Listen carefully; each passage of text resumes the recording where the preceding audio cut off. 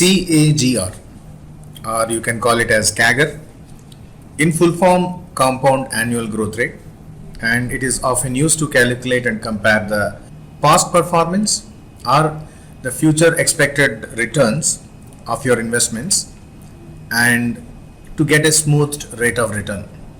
So the benefit of CAGR is it's an accurate way to calculate and determine the returns for anything that can rise or fall in a value over time. And of course, it is a smoothed rate of return. A simple way of formula is end value divided by the start value, exponent of 1 divided by the number of operational years minus 1.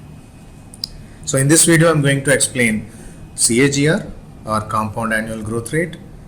Along with that, I am going to explain how to create a dynamic CAGR based on the starting year and ending year. That means any selected starting year and any selected ending year for your revenue. So I have certain data for almost like 7 years, and I would like to calculate the CAGR. So I need to find out each value one by one. So end value, then start value, then operational years, and then accordingly I can arrive this formula. Now let me begin with the basic calculations. So if I look at the data, this is my data across 7 years, and I have created one date table for my time intelligence. I have connected both the tables for my convenience so that I can use the dates from the date table, and I'm starting with the basic measures. As a best practice, always create a dummy table to have the basic measures or whatever name you can give. I have total revenue. So I have a column called revenue, total revenue. I want to have that as a sum, as an aggregation. So this column I want to have an final value. So I'll create new measure. So total revenue equal sum of total revenue, and just hide the column 1 to make this as a measure table. The icon will be different. Now I need to know what is the minimum year and what is the maximum year, and that too based on my selection. So the formula will be starting year is calculate minimum of year column in the date table, and then all selected, because it's based on certain selection in the slicer, dates table. So this is going to give me the minimum year. Same way I need to get the end year based on the selection. So end year equal calculate max year all selected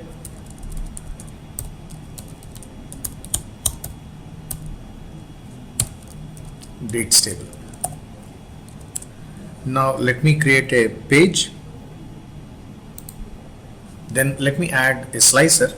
So in March 2023 the visuals experience is a bit different. So I'm adding a slicer. Inside that I would like to add the data. The data will be from the dates. I will add the year, and I want to make it as a slider only. And let me add a card visual where I can showcase the minimum and maximum year. So let me select the start year and also another card, and then end year, or rather I'll stop it and add it. So let me format it very quickly. So in the style I need to select the shadow on and format painter and click on that so that both the cards are showing same. And now based on the selection the years are going to change. So since I have selected 2021 as beginning year and 2025 as ending year, both the visuals are showing accordingly. Now I require the starting revenue and ending revenue. So I need to get into the data, and then another measure, that is start revenue, calculate total revenue and filter all selected because it's based on specific selection, and then dates table where the year in the date table equal start year. Same way I want to know my ending revenue, so end revenue equal calculate total revenue, and then filter all selected because this is for a specific selection, and then dates, and then year in the date table equal. Now if I add another card, and if I add the start revenue, it gives me the start revenue, and if I give the end revenue, it shows me the end revenue. Currently the slicer is selected between 20 and 25, so in 20 the revenue was 158 million, in 25 or rather 26 272 million. Now I need to know the number of operational years because the first year is not operational, the completed year I want, that is what my operational year.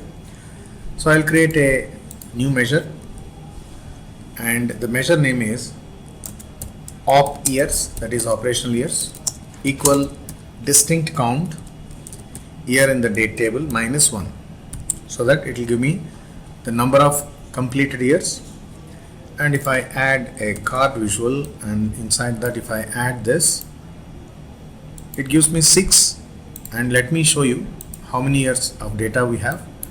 So there, let me add year to it, and then if I add the total revenue, there are number of years 7.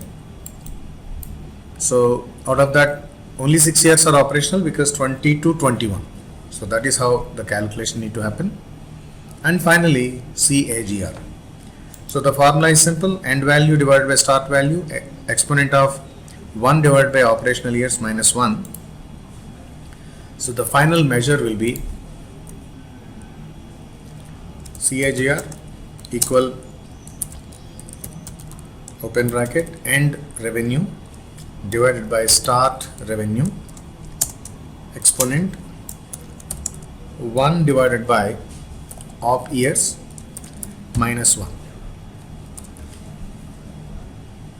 And now need to add a card and convert this into a percentage so that the format will happen. And now select CAGR, and now CAGR is ready. So if I take the starting year as 2020 and take the ending year as 26, the CAGR is 9.45. Otherwise it will be changing.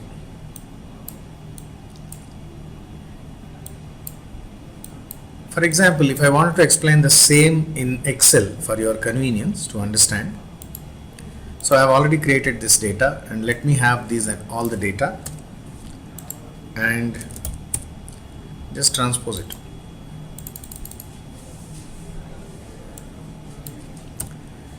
The ending value is this divided by the starting value is this, exponent of 1 divided by number of years, here 6 I am taking directly, and then minus 1, and it is giving the same percentage.